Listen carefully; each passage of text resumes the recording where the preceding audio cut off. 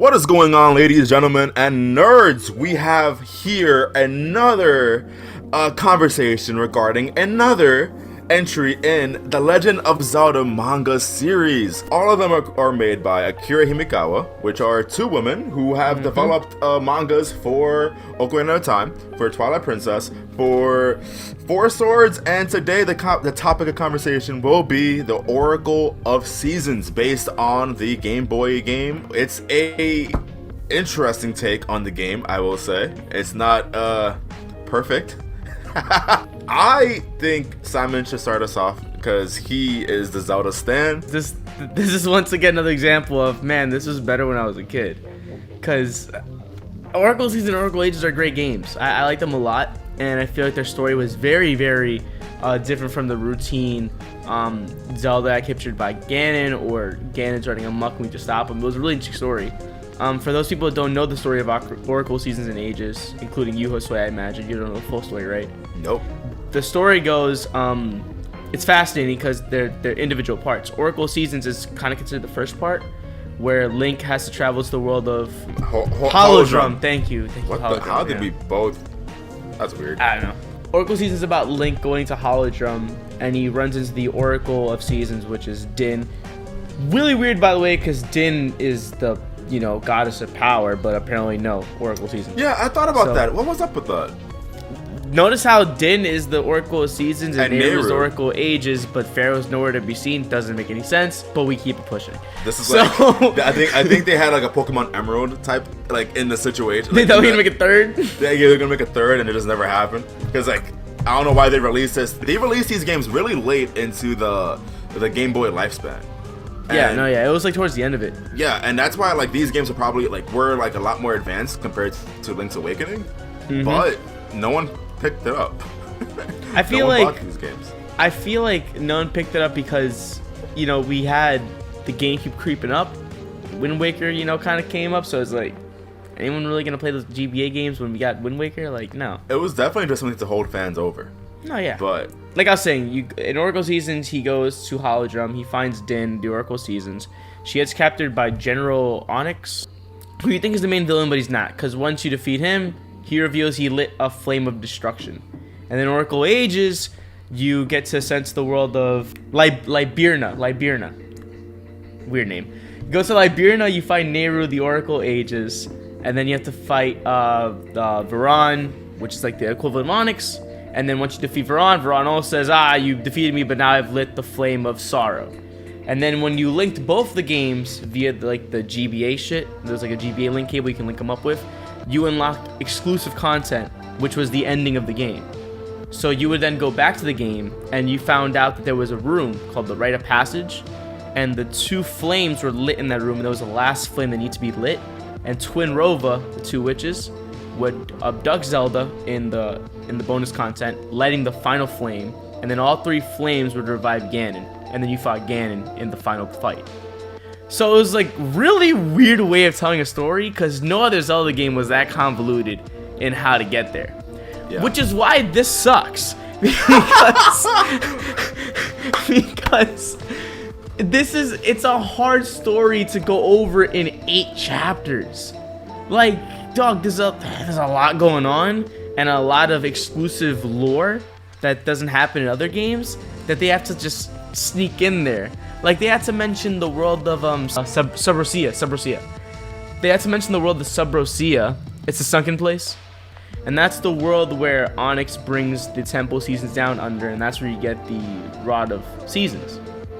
That is a very specific lore aspect of Oracle Seasons, and the manga, because it's so short, had to go over it really quickly. Oracle Seasons and Ages are really unique because they bring so many things that the other games never brought in terms of lore. So when you try to squeeze it into these few pages, it's hard because you have moments like that where it's like, whoa, where are we? And then Pyoko, the little chick that Link has with him, is like, we're in the world of Subrosia. I just know that. Don't worry about why, but I just know that. The chick was blessed, I guess. Wasn't he blessed by The chick was blessed. I never played the game. I'm not gonna try to Google it and be like a master of everything Oracle Seasons and Ages. I'm not. And I'm not gonna do anything with that information. I would love to play the games one day, but for right now, my only take on the games is this manga. So, not a good take. Without the game in mind, I actually liked Oracle of Seasons. It felt like a I don't know, a fantasy adventure that Zelda is supposed to be. You're shaking your head. I'm shaking my head because it starts off really, really good. Because chapters 1 and 2 are not canon. The original story was made up in chapters 1 and 2 to get Link to Din.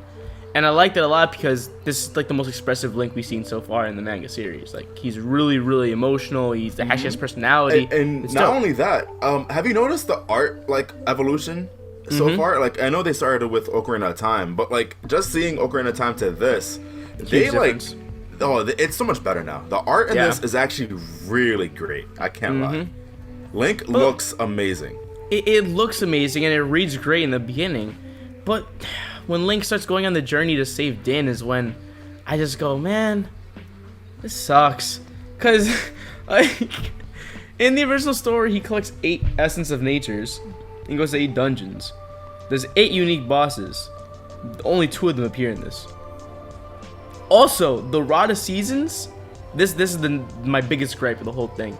The Rod of Seasons plays little to no factor in the manga compared to the game.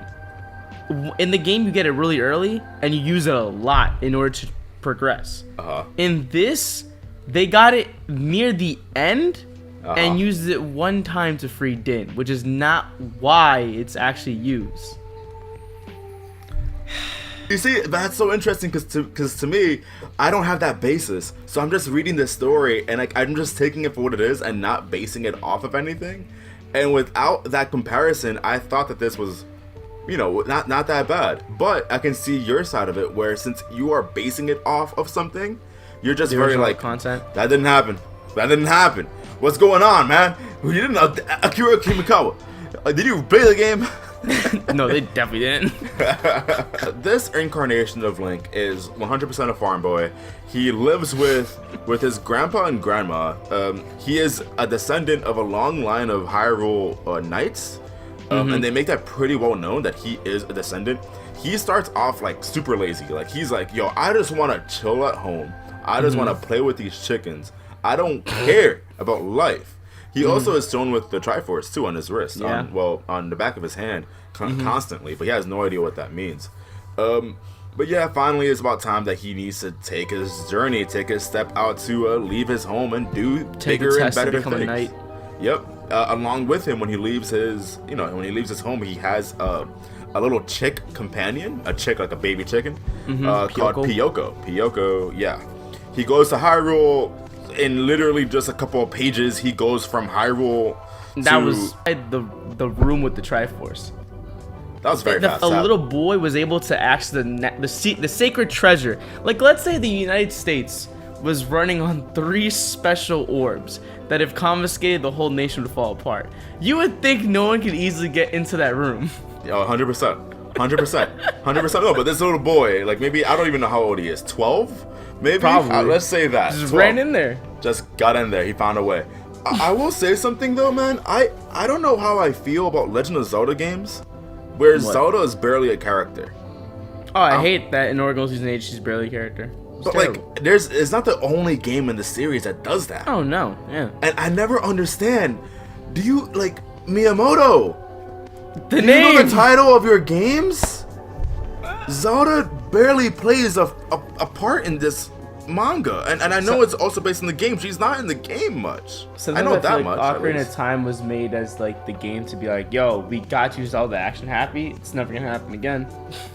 Like, hey, let's give you a sequel where Zelda, the model of Zelda isn't even in the code. Nope. Zelda wasn't even mentioned in Majora's Mask. Why is it called The Legend of Zelda? She was mentioned one, like for a brief second. It was like, oh, how does the Song of Time go again? And then she appears, and that's it. That's it. Bro, I don't know. I love these games. I love these games, and I know these games are fantastic, stand the test of time. But come on, man. It's like come on. No, yeah, it sucks that she's barely a thing. Like Oracle Seasons Ages, her whole role is sacrifice. Like she literally just confiscates sacrifice for Ganon. That's it. Yeah, this game. This would have been a lot more appropriately titled if it was just called The Legend of Din and The Legend of Nehru or something. Honestly, it would have made a lot more sense. Yeah, it would have. But regardless. Also, by the way, when he teleports to Hood. Hollow Drum. I was about to say Hood Drum. Hollow Drum. When he teleports to the Hood, South Bronx. When he goes to Hollow Drum and finds Din, right? You realize, these are two different worlds, but at the same time, so the way the Triforce teleported in there, it made it seem like it wasn't on the same plane of existence as Hyrule.